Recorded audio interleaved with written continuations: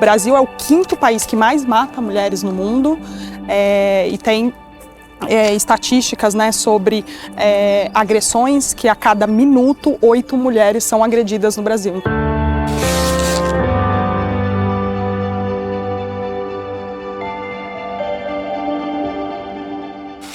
Quando a gente pensou no título para esse episódio, além do Conexões contra a Violência, surgiu uma outra possibilidade que também diz tudo: tecnologia feminista.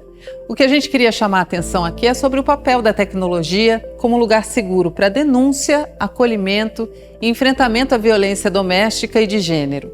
O papo que vocês vão ver é com a Thaís Fôlego, do Instituto Asmina, que vem desenvolvendo, além do aplicativo Penhas, até bots que monitoram com inteligência artificial tudo o que é proposto e decidido no Legislativo brasileiro sobre os direitos da mulher. Olha que legal!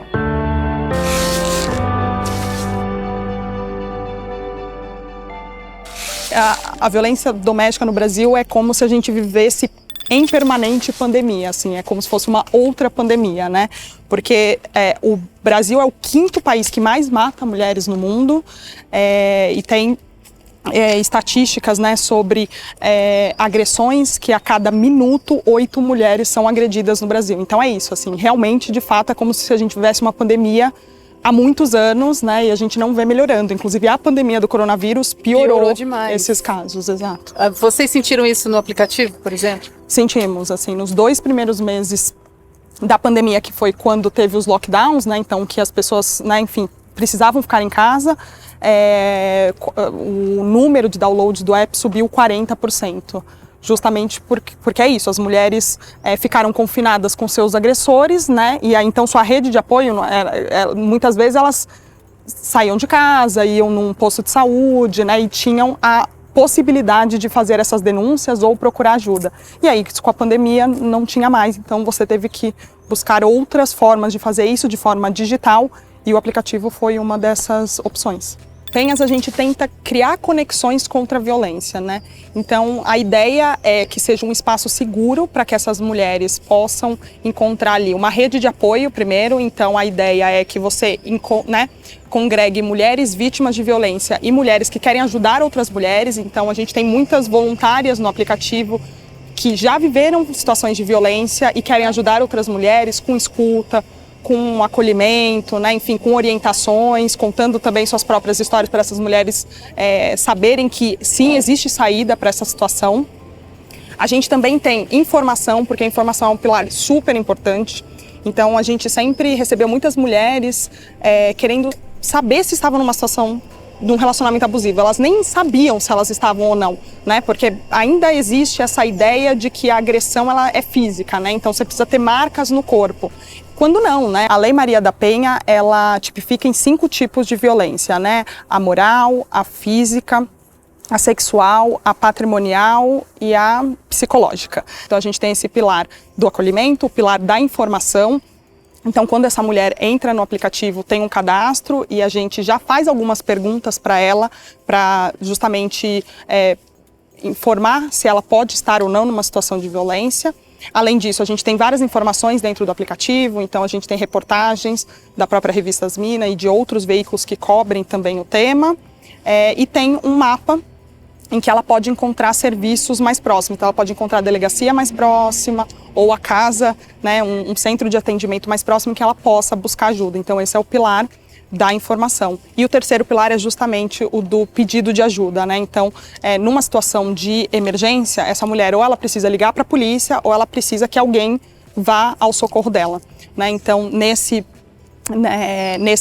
pilar de pedido de ajuda, a gente tem o que a gente chama que é o botão de pânico, em que ela cadastra 5 pessoas da sua rede de confiança, que a gente chama de guardiões, podem ser amigas, podem ser, enfim, familiares, pessoas com quem ela confia.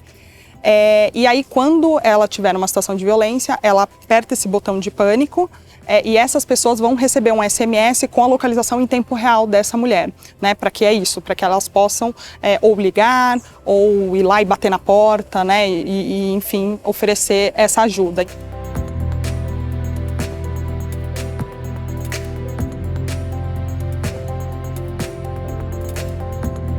Que mudanças de paradigma que você vem acompanhando, assim, desde a imprensa, né? Porque você é jornalista por formação. Exato. A própria Asmina, né, quando nasceu como uma revista online primeiro, né, e depois veio Penhas, depois veio Elas do Congresso, depois vieram outros projetos. E a gente nasceu muito com essa ânsia, porque a gente não se via, né, nessa imprensa, ou via esse tipo de coisa. Então, a imprensa tratando feminicídio como crime passional, né, como tratando o prazer da mulher, né, como a função da mulher fosse dar prazer para o homem, né, enfim, não tratando sobre a sexualidade da mulher. Ou quando vai tratar de uma violência, vai fazer uma reportagem, né, sobre uma mulher vítima de violência sexual, falar que roupa ela estava usando, como se isso fosse justificativa para ela sofrer essa violência, né. Então a gente sabe que essas narrativas são muito importantes, né, elas conversam muito com essas crenças machistas, né, reforçam estereótipos machistas e acabam reproduzindo e, né, enfim, você entra nesse bolo aí de estereótipos machistas e reforçando estereótipos nocivos, né? Então quando a gente nasceu em 2015, a gente nasceu muito dessa ânsia de ter uma comunicação né, enfim, não machista, né, que não reforçasse os estereótipos, que trouxessem, né, enfim, dados sobre os problemas, né, que as mulheres vivem no Brasil.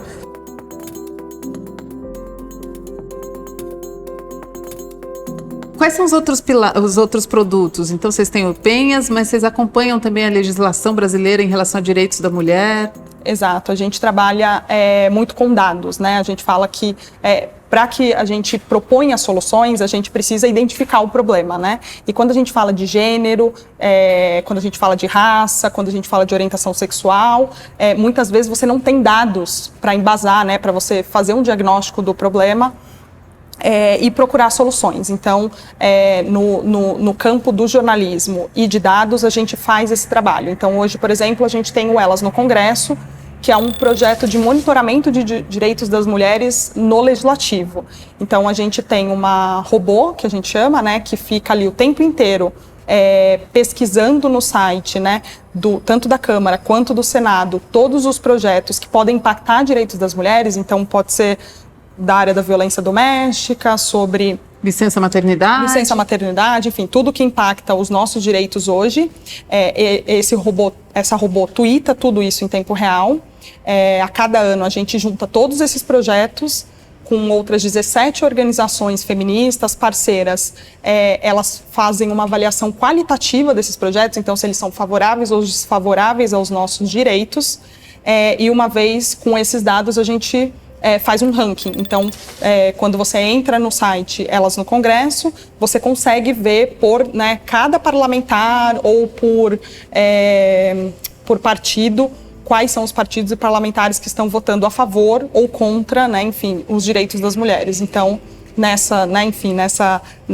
esse projeto foi lançado em 2020, então a gente já tem 2 anos aí de análise. A gente vê, por exemplo, que nos últimos 2 anos teve um boom de projetos tentando mudar a Lei Maria da Penha, por exemplo, né, que é uma lei que é super reconhecida no mundo inteiro, né, no enfrentamento à violência contra a mulher, mas que a gente vê uma movimentação tentando aí mudar essa legislação, e nem sempre são para coisas favoráveis, né? A gente acha que mas muitas vezes são projetos que olham só para o punitivismo, né? Então olham só para o lado de punir o agressor, mas não de atender a vítima, a violência, que é um pouco esse pilar também que o Penhas agrega.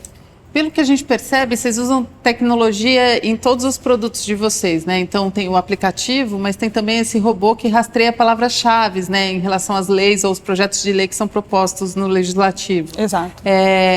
O que você acha que a tecnologia pode trazer mesmo em relação aos direitos da mulher?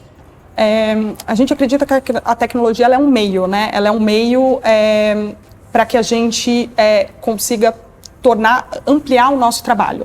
Então, por exemplo, se você olha o Penhas hoje, a gente consegue hoje criar um espaço seguro para que essas mulheres do Brasil inteiro se encontrem, né, e possam se apoiar e criar ali uma rede de apoio. Você tem, sem a tecnologia, muito dificilmente você conseguiria congregar num lugar só mulheres de regiões absolutamente diferentes do país.